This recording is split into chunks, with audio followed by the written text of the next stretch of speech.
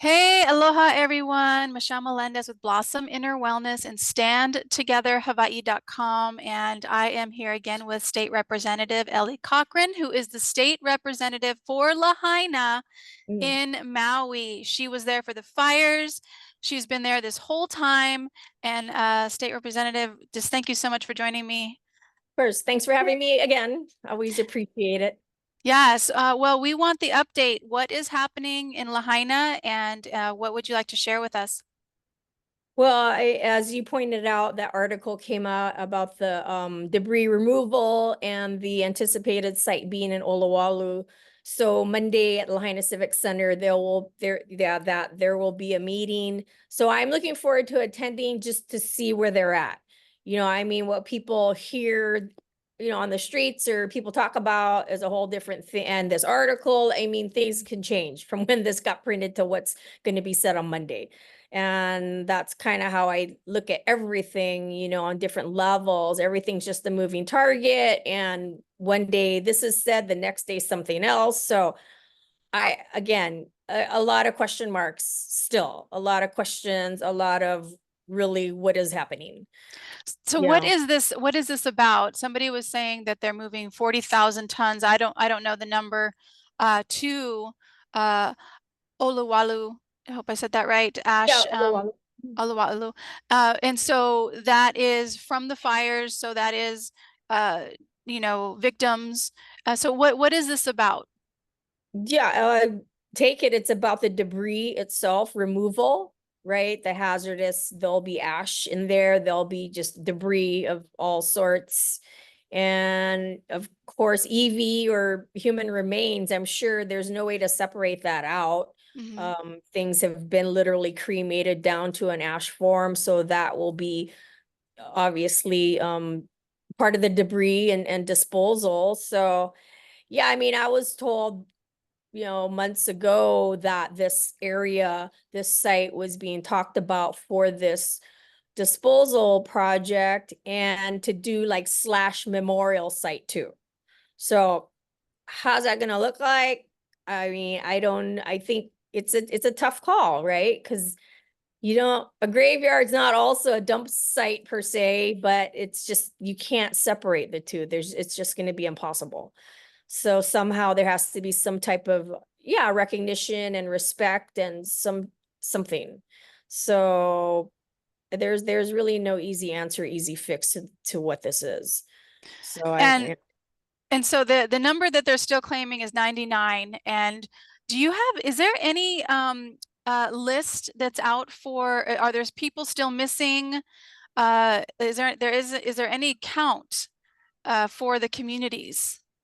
it's just what they're saying on the news or putting in the paper. I don't see any like, side document somewhere to access. I have not personally seen that. But again, I'm looking at the crosses that keep getting put up along the fence line off Lahaina bypass and the yellow ribbons, and it just keeps adding up. And I don't think people are just pretending they have someone missing or someone had passed.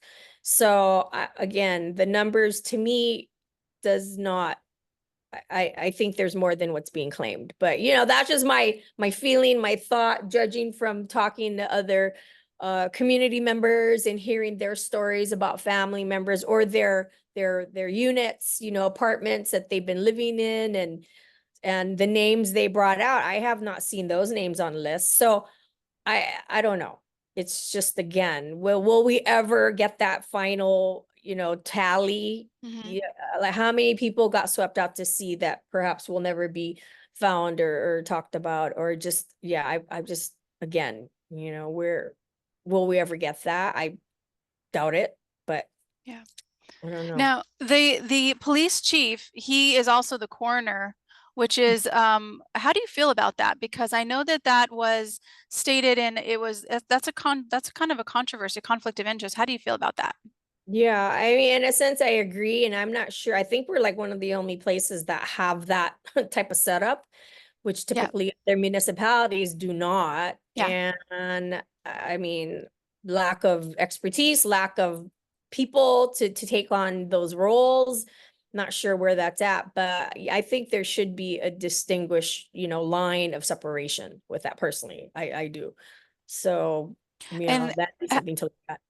how do you feel about the police chief who came from Vegas? What are your views on his role in this and what happened? I mean, who knew to prepare a plan for something of this magnitude, and this type of devastation and disaster? I don't think anyone. At the time it occurred, I think everyone was doing whatever best, decisions they could with the information they had, and the resources they had at that time. I mean, in retrospect, of course, people would have done things differently and made different calls and what have you. But we can't take things back, and it is what it is, and what happened happened. So, as a personal person, I mean, I like him and the family and all that. I originally, met the family when they first moved over here, even had gotten a few surfboards for his kids just to welcome them to the island, Mm, and so on that respect. But as the weeks after the fire, as weeks had progressed, then of course he's very like, oh, just trying to make sure you're safe, Ellie, that your health and your family are okay. And I flat out, had come back into Lahaina, into my subdivision and home, and I have not left till today. This is where I am as we speak. And my neighbors, they want to come back. I always said I want to make their lives as safe and comfortable and keep them healthy as possible, because for a lot of people, this is all they have, is this yeah. land, this property, this home. This is their home. And I kind of felt like I was pressured to, like, kind of was guilt tripped into saying gotta go, oh, under like, well, we just want to make sure that I'm healthy and all that, which I get. But I've entered at my own risk. I've taken, I'm not going to blame or sue anybody for any adverse effect that may occur down the years to come or whatever. I mean, I've chosen to be here. And but I kind of felt like I was trying to get guilt tripped into convincing my neighbors and others to leave, because it's not safe, because of this, because of that. And I was flat out, I'm not doing that. Good. And I have not done that, because it's every person's right to be where they are. They want to stay great. But again, like I said, I want to make sure that they're as healthy and as safe as possible, and that's what I've been doing, supplying, making sure they have the food and the water. That was what the hub hole situation was about, right? And then just making sure, uncle down the street had his 5 heart medications, and the 1-year-old infants had their formulas and diapers and everything that could make those, that family safe and healthy. So those are what what I felt my responsibility was, to help each individual, but not to flat out tell them you shouldn't be here, move away, get out of here. Yeah. I mean, they choose to be here. I was going to be here to support, because that's my choice too. The last thing that I've been helping with, and Tapani Vuri and Hawaii Tech Partners, their donations and expertise help get all the homes here in Kilauea, Mauka, with internet service until Spectrum or whoever can get back online. So that's been, such a huge, generous gesture on their behalf. And I got the call today to ask Tapani from Maui Ocean Center had asked me, are there other neighborhoods that I know of that could use this type of service, and this donation of routers, internet route? I'm like, yeah, where my tenants are across from Safeway up the hillside, which only very recently had gotten water back to their property, or sorry, water back. They had power, and then they had water, and they just recently got power back. But still water's not clear and no internet. So I'm reaching out to that entire neighborhood of about 40, I think, homes or so, to see if they would like these routers, which by generous donation are being given. And then I'll go and see other, like maybe Kahoma Village and Opukea, if they're being, allowed, the residents are allowed to go back in. So these are just parts where, my connections, and then just the sheer generosity of other people wanting to help out and just get us all some type of normalcy, connectivity. I mean, we couldn't be doing this if I didn't have that Verizon router No. here in my room, so it's just, and just meetings and just keeping up on things. It's just been really, really important to have.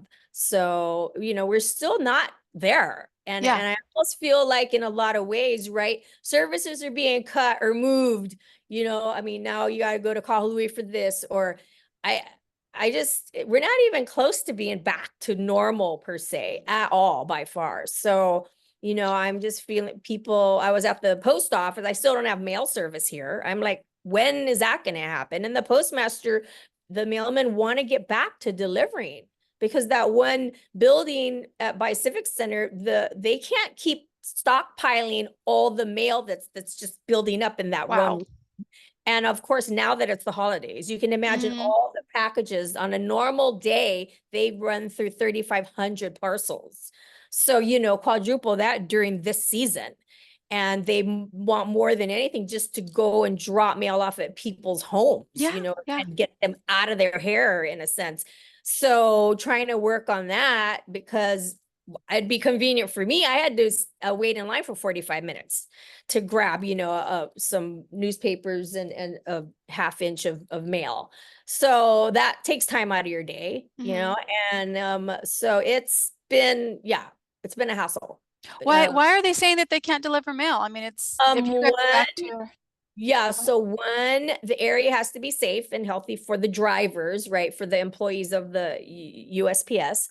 So the director of Department of Health has been here in this I can speak directly for this neighborhood, has been here and saw that, yeah, air quality has been good, no risk there. The roadways, infrastructure is good. I mean, fire trucks have been here, ambulance have been in here, our refuse, big trash trucks have been coming in. So the mail vans, those little, vans more can drive in and out too very safely. And then the flip side is not just air quality and health that way, but the safety as in, yeah, roads and, making sure it's safe for the vans to drive in. And so that I think is the next hurdle. I double checked last week with the postmaster, so he's going to run that up the chain again. So a lot of these things, I mean, the questions are being asked. There's just hasn't been responses back to confirm, yeah, you got the green light, go ahead. So it's been those kind of challenges, where everyone's aware of what needs to be done and the questions are being asked, but then the answers aren't just forthcoming and being, expeditious. In return, services can come back, in the different ways. So that's been the challenge too. So But what about the people as far as like where are they at? Where are the people who have lost their homes? Where are they staying? And I have heard about, I think his name is Eric, doing tiny homes on the land. What's up? What's going on with that?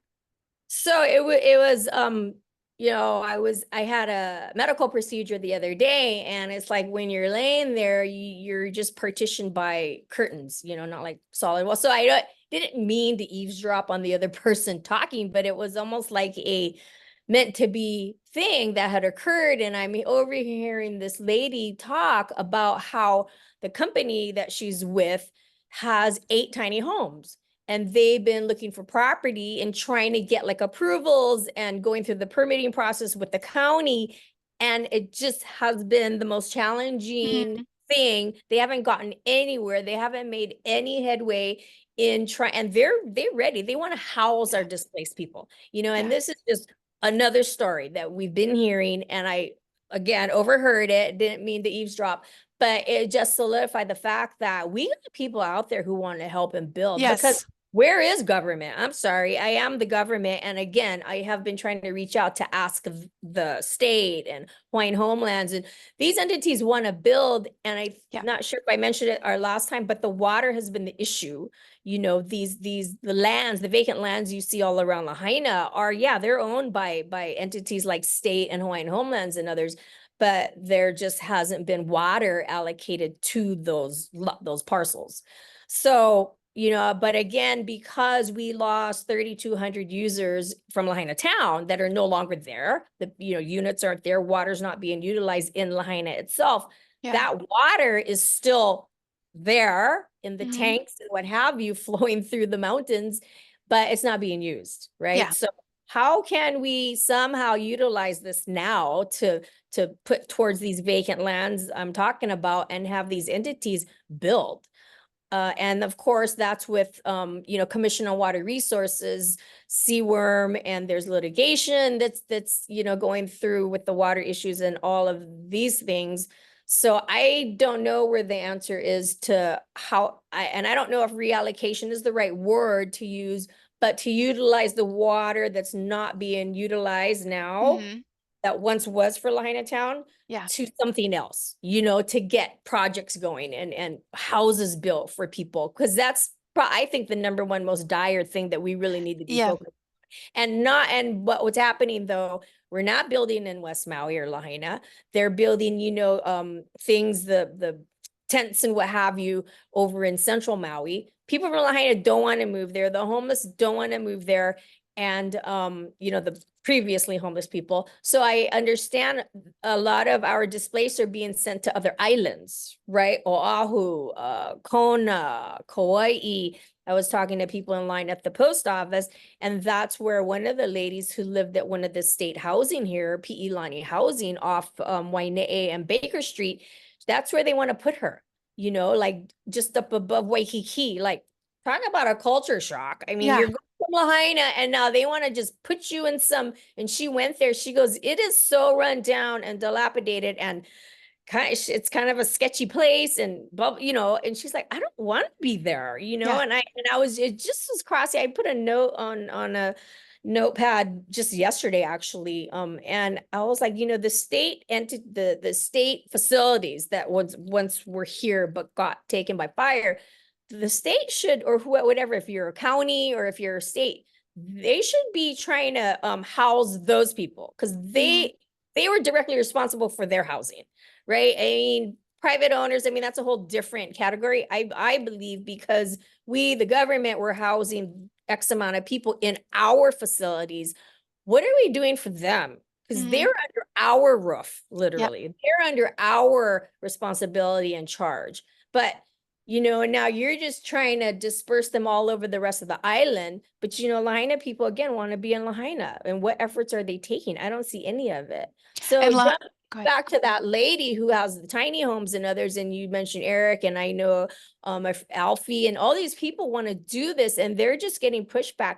So this woman at the end of her talk with the nurse next, said, she went to FEMA and she said, you know what, because they do this Yeah. entity goes to disasters and they get, these homes and whatever people house, they help out with different municipalities. And she told FEMA, whoever at FEMA, and said, what makes Maui different? She goes, we've done this all over, right? All over the world. And Yeah. when we go in, and FEMA said, so yeah, you're right. Typically when we go somewhere like Katrina, wherever, Paradise, we go in and that municipality, that government says, FEMA, take over this department, this division, whatever, and make it happen. Go ahead, start building, get our people housed. Thank you for being here. They go, here, it's been crickets. They're like, we don't know why. And we've been trying to help and reach out, and they've gotten no response. And again, I'm just overhearing this lady's Yeah. conversation, and I'm just like, whoa, yeah, no wonder, Yeah. and that's been the talk. Exactly what she's talking about is like, wow, she just again solidified exactly what everyone's been saying too, and it's just, what is going on and why? Why? Exactly. Well, my mom lives in Chico, 20 minutes from Paradise. Paradise was where my first job was as a real estate appraiser assistant. And I went up after the fires, looks exactly like Lahaina. But I don't remember them saying you can't go back to your house. I don't remember they never said you can't, a month you can't go back to your house. It was immediate. It was like, okay, it's done. People were back at their properties Mhm. like within a week or so. Like it wasn't, and they didn't block it off. They didn't have a no-fly zone for drones, which Yeah. is extreme. What do you feel about that with the no-fly zone over the property? That's not toxic to anybody. It's a drone. So, Yeah. and people not being able to go back to their houses, that didn't happen, not in Paradise, not in actually any of the places that I recall of fires. But Mhm. Maui, yes, that's happening in Maui. So what do you think about the no-fly zone? Because that is really, that's not toxic to people. Yeah. I mean, I remember when it was first, things were open, the blockades weren't up, National Guard weren't blocking all the intersections and roads. My subdivision, when I first got back, because I came back 3 days in, the National Guard were telling us, if when we came in, if you leave, you cannot come back. Like, wait, I live in there. That's Yeah. my home. I need to go out, whatever, grab supplies or something, or get supplies for the other community members. And you're telling me I can't go back. Nope, you got to park outside in front of the park, walk across the street, walk through. You know what I mean? Like, I'm like, really? You want me to lug cases of water like this back? And that's really what people had to do for, I forget how long, then eventually they got a little more lenient. I had to get literally county people from the mayor's office to drive in. I said, what is the problem here? Why can't we not drive in and out? Oh, well, because we don't know what the road conditions are. I'm like, what? I go, the road conditions are fine. I go, will you get in a car and I'll show you how you drive in and out? Literally had to drive them in and they went, oh, it's fine. It's great. The roads are, I'm like, yeah, like we've been saying. So can can you allow us to go drive in and out to our homes? Well, we gotta control who. I go, okay, how's about IDs? Right? Show the driver's license, your address here is on there. And that's how it started. Then it morphed into that. But anyways, but yeah, it was like, so when I was in town, it just so happens I was at the one road and it was the chief. Just so happens he's putting up those Jersey barriers and he's like, Ellie, what are you doing in here? I go, well, I'm at my cousin's house right here. It's still intact. We came to check it out. He goes, you got to get out of here. We're locking down Lahaina. I'm like, what? And at that day was when the barriers went up. People were kicked out, weren't allowed back into Lahaina. National Guard now were posted at every, intersection and roadway. And it was because people had gone in, the looky-loos, and they were Facebooking and taking photos of this and that. And I don't think they were really quite done in clearing, right? If it was bodies or whatever. And so they wanted to stop just, anybody willy-nilly running around town and stuff. So it was unfortunate because it was people like us who were trying to get back to homes, right? It wasn't like just to go see. So it put a stop to everybody, and it's still that way, you know. But I totally hear that. And like what you were saying with, they could have just had people have their ID, like just let people know, okay, this is person who's there, because to actually block it where it's really, it makes me question why, what were they hiding? And also journalists have a right, even journalists were stopped, which is the Yeah. freedom of the press, which is totally unconstitutional, and the search and seizure of the property, which also is a constitutional violation, well, actually a right violation, because the Constitution protects the rights. The rights are given by God. And then again, the no-fly zone. For me, that just draws up a lot of questions of what's going on, what are they trying to hide? And that's my perspective of it. I don't know, how do you feel about Yeah. that? No, I mean, the more and more I hear, firsthand accounts and experiences and stories, and just trying to add it all up, and then, I had this book given to me, and Yep. I'm reading this, and just the firsthand stories and interviews here, you just, not, I'm gonna say conspiracy theories, but some of it just adds up to like, wow, maybe it was like something else other than oh, it's because they're looters. Because that was one of the reasons, right? We're locking down Lahaina because of looters. Well, supposedly it was a small incident at Foodland, and I heard about that. So I don't, you know what I mean? Wasn't there firsthand, didn't see it personally, but so I don't know. And the big barriers went up right away. And I guess in this book they were saying like, so it was more important to put 3.5 whatever $1 million worth of all the wood and the barriers, Exactly. and to go find all those boulders to just place it and put hillsides of dirt to just block the viewing of what's happening in Lahaina. Like, nothing to see here, big crime scene, I don't know. And that was kind of like, all right, trying to figure that part out. But it feels like, so now we're fast forward to today with all the zones are open. People in certain areas are now can drive freely back in and out. So in that sense. But I'm just like, let's get the infrastructure. A lot of places have their power back, but no water. Even if it's not drinkable, I mean, we need water to water things. So I'm helping with the cleanup of Wyola's graveyard where my mom is interred. And that was one of things I did prior to fire was to Malama, the graveyard. There were all, you know, our Ali'i and people are. So water, we need water there. You know, Yeah. we clean the tombs, we water the trees that are there and stuff. But we have to hand carry, you know, bottles and stuff in. So that would be helpful to us. We just had water, any kind of water at this point. So, you know, we're trying a little bit of normalcy again, but not quite, we're not quite there. We're far So from it. you had a hub, a relief hub that was down the Yeah, street from your house that yeah. got taken down. And you didn't start it up again. And can you share again a No, little bit about what happened? no, I didn't. You know, I guess there was my group, a consortium of people, whatever, because it seems like it wasn't an idea to take the hub down overnight. It had been obviously orchestrated and planned out by who, I'm not clear on all the players, but you know, it was definitely served a purpose for this area. You know, it was here in the heart of Lahaina, and you know, with all the about 400 500 homes here that it was assisting.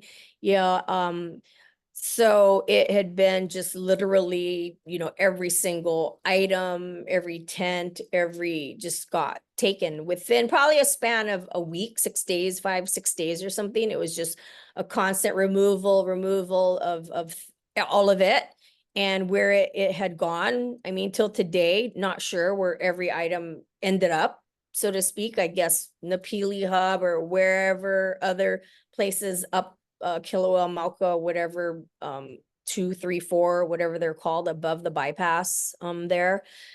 So, you know, I I don't know. And it's sad because I still get people asking today what happened. And you know, it really helped us. We could just walk there. A lot of people have no car or can afford the gas to put in a car.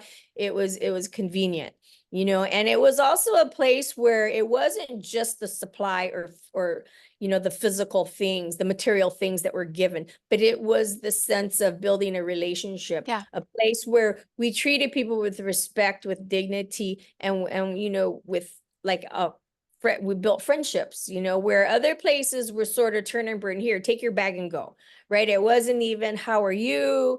What is it that you need? Is there anything here that we don't carry that you would love to have?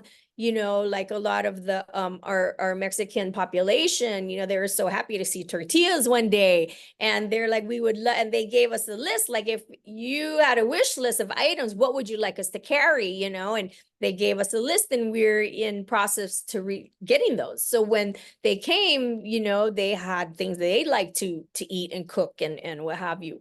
So those are the kind of things we're trying to build up. And of course, heading into, I think we're in the phase now as we're seeing where the stores are open, right? I mean, kids are back to school, visitors are coming back, people are going back to work. We're in this phase, like I always wanted the hub to turn into this you know, the wellness recovery aspect, you know, the mental health part of it, dealing with the ongoing trauma and trying to kind of like re-socialize with others and what have you, you know, and then also talk about housing, you know, where are people going? And so it's just a whole different level that we've moved into, but I just don't see you know, the help there to just, we were shorthanded with our mental health and social services to begin with. And it's just been, you know, the need is that much greater because of, you know, the disaster.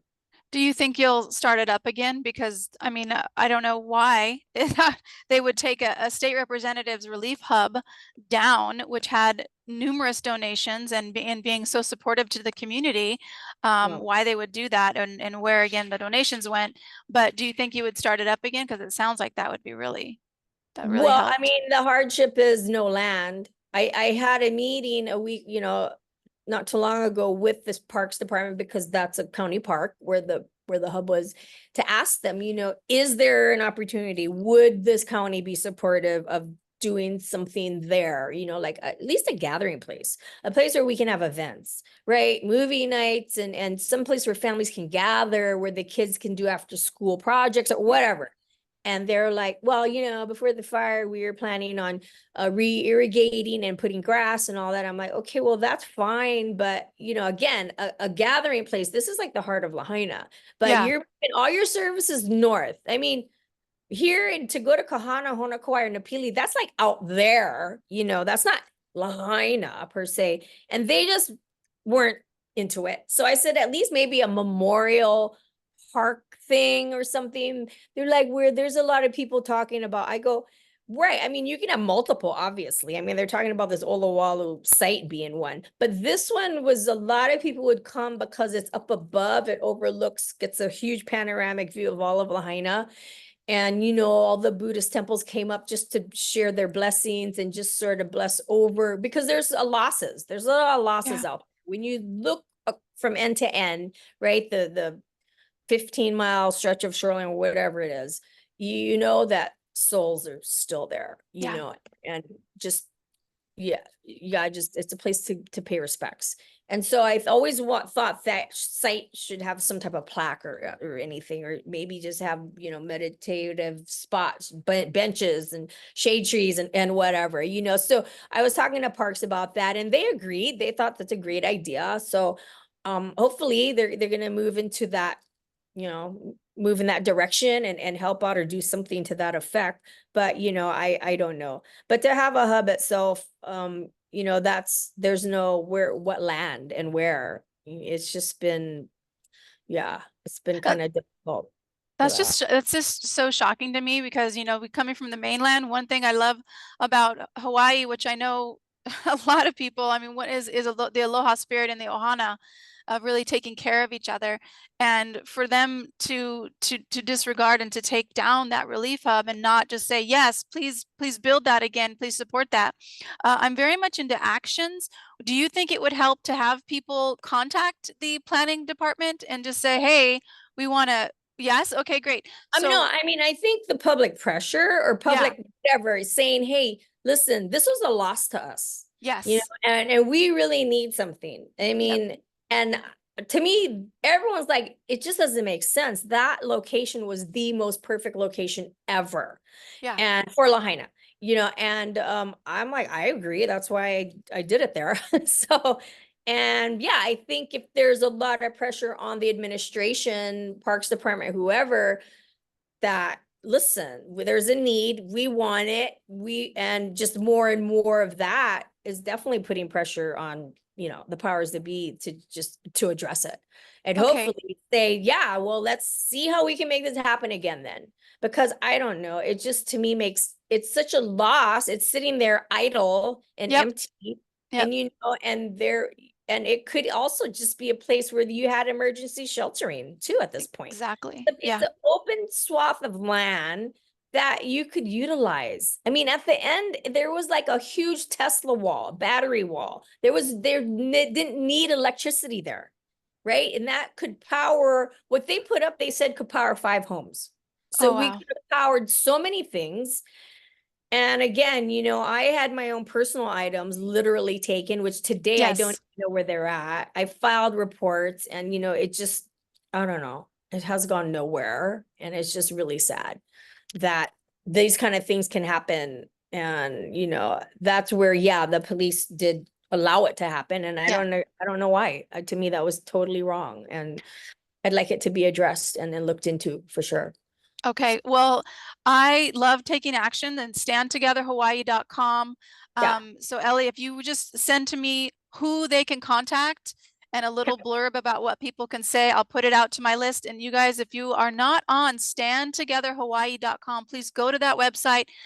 Join us. It just says join us. Just put in your email. You'll get on my list, and I'll send you the email of how to support this relief hub, getting it back up, and letting the people, take a stand. And the more of us that do this, and anybody around the world can do this.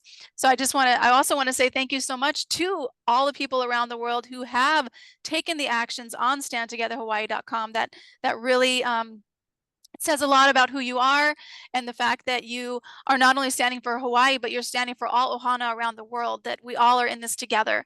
So, Ellie, anything No. else you'd like to share Yeah. about what's going on there?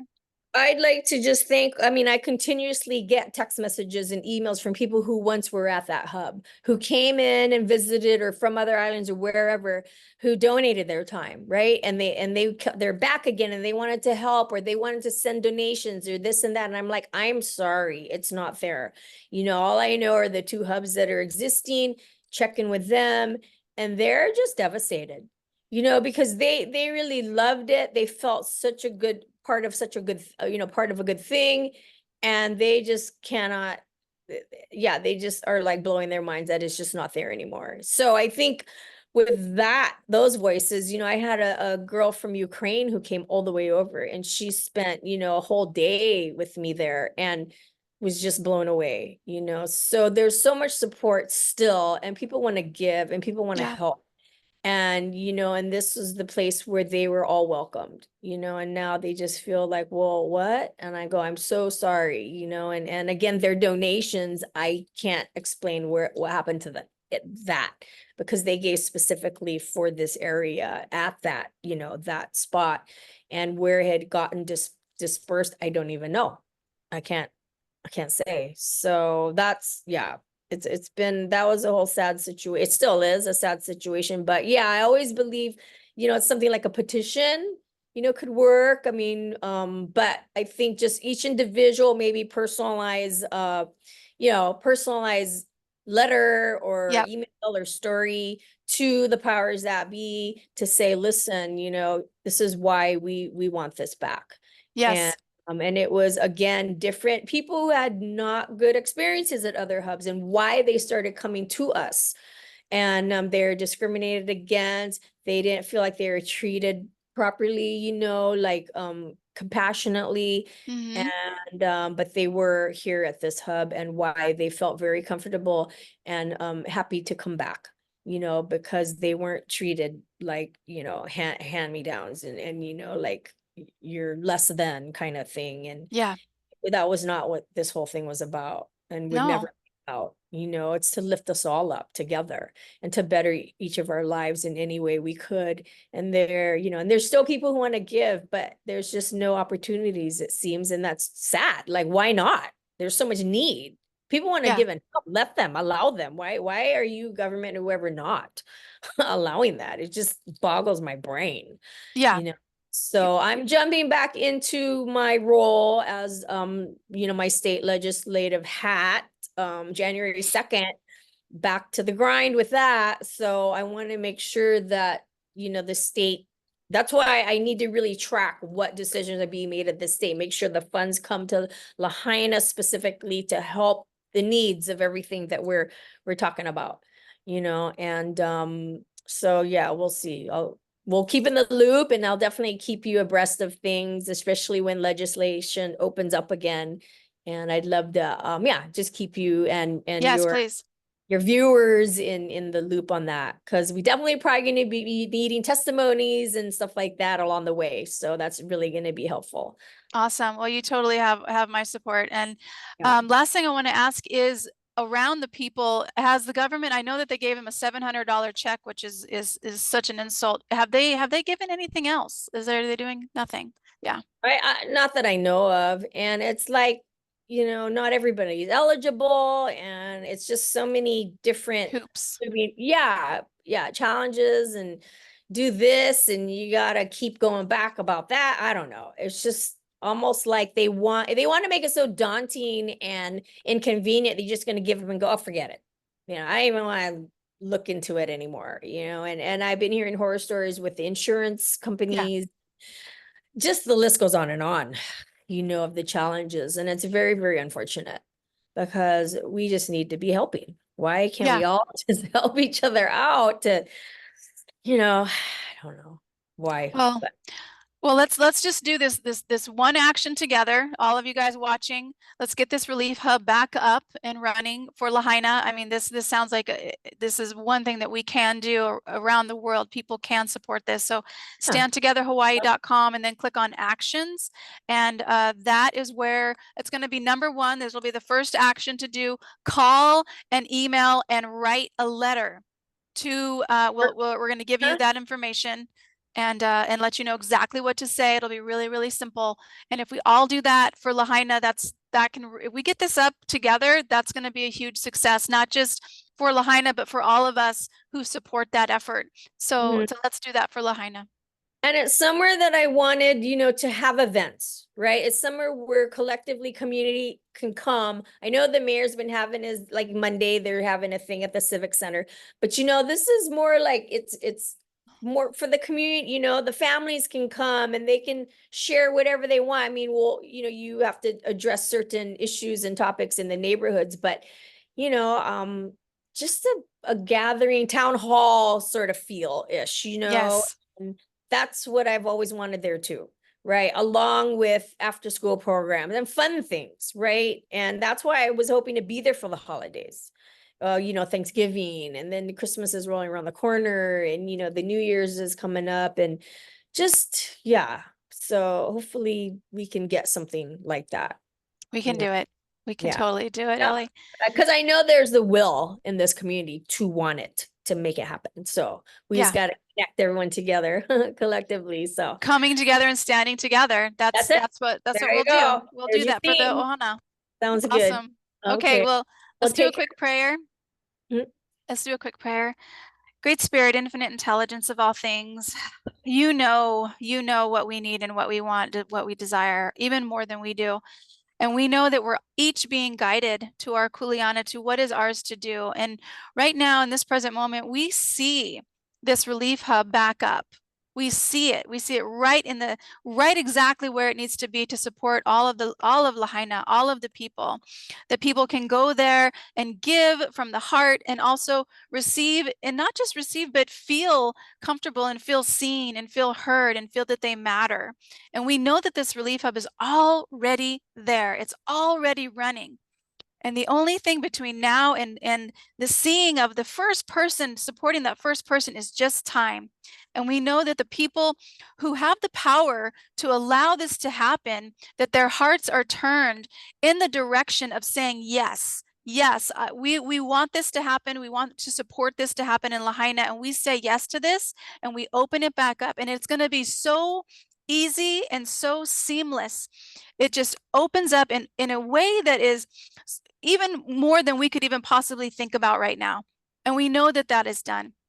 We know that the consciousness of Jesus Christ, which is unconditional love, holds all Lahaina people and all people around the world who have felt this heartbreak for these Hawaii Islands, for Maui, that this unconditional love touches each one of us with the frequency of hope and of inner strength and of knowing that we are always taken care of and that the light is here, shining through the darkness, shining through this time, holding all people in absolute unconditional love, freedom, inner strength, and empowering each of us to do what is ours to do, trusting in this great power that moves the sun across the sky and runs the tides in the ocean and beats each one of our hearts with one heartbeat of humanity, that we are in this together and that we hold this planet as free, as peaceful, in harmony with all